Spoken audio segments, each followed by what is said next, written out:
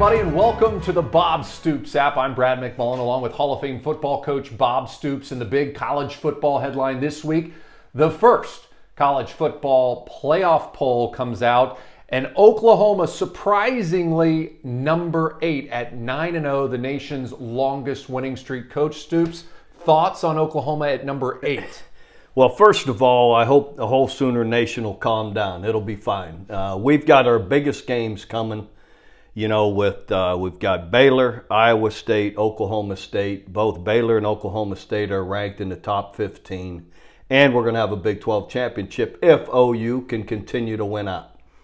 If that all happens, we'll move up. I really strongly believe that. At this point, I think we're being penalized for not winning pretty enough. But in my opinion, I disagree, with the committee in this way. I believe losing is far worse than winning poorly. And OU hasn't lost.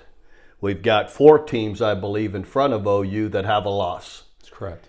I can live a little bit with, to some degree, a tight Michigan State game, went back and forth. Michigan led a good part of the game. But when, Ohio State hasn't beat anybody of importance, any good football teams, and they lost to Oregon at home. That hurts. Alabama loses to a 2-loss team at the time, back-to-back losses with the backup quarterback.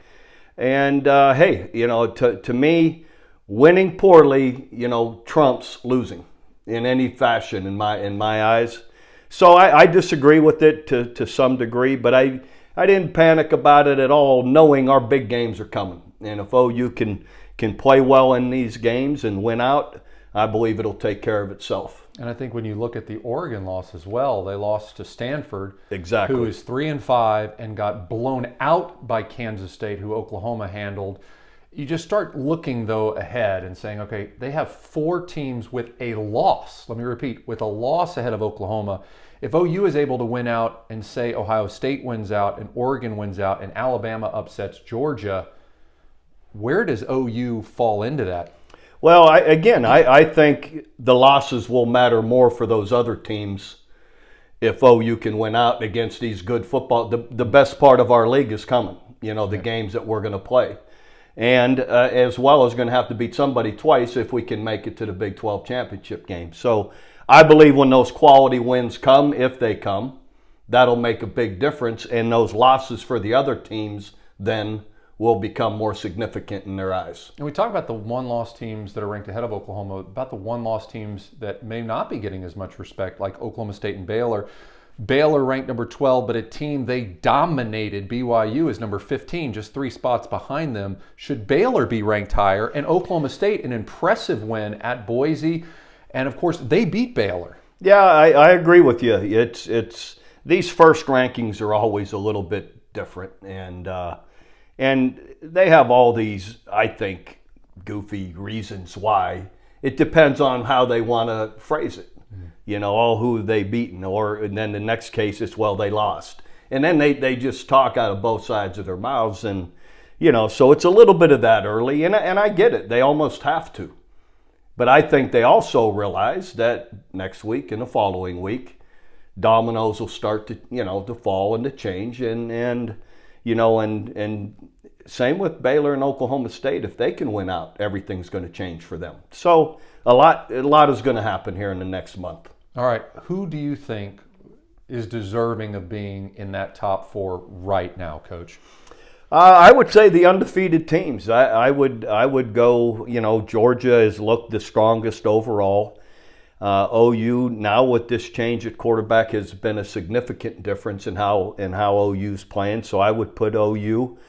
Michigan State with a huge win against Michigan. And then I would probably, at this point, still stay with Cincinnati right now. Now, I think, and I hate it for them, but it's going to matter by the end of the season, their strength of schedule, who all they played, and what else will make a difference for them if Notre Dame can win out.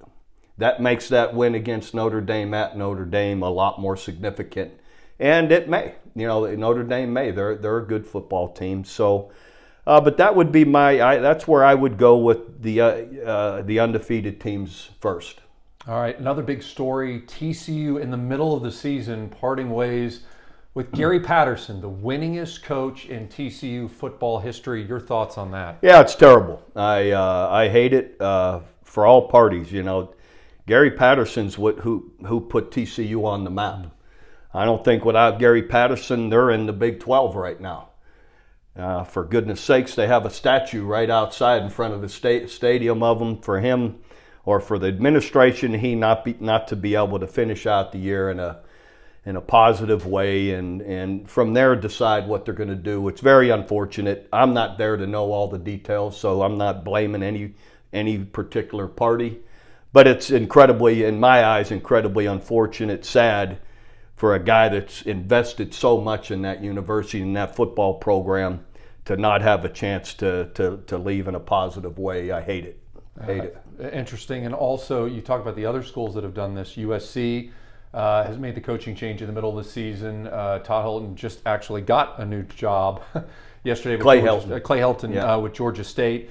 You had the decision by LSU, but they're letting the coach Orgeron stay through the rest of that year.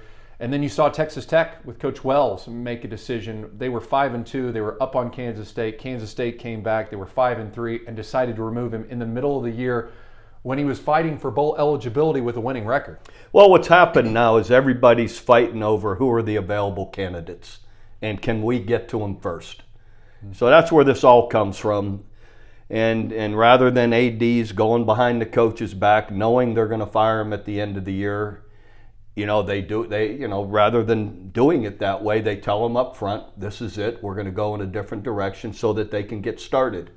Again, unfortunate, but I don't know that there's any other way to do it. In the old days, everybody waited till after the season to start the process.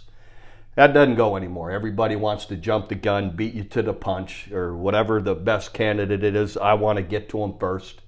And that's that's how this all happens. And to some degree, as a coach, I understand. If you know you're going to fire me at the end of the year, let me know.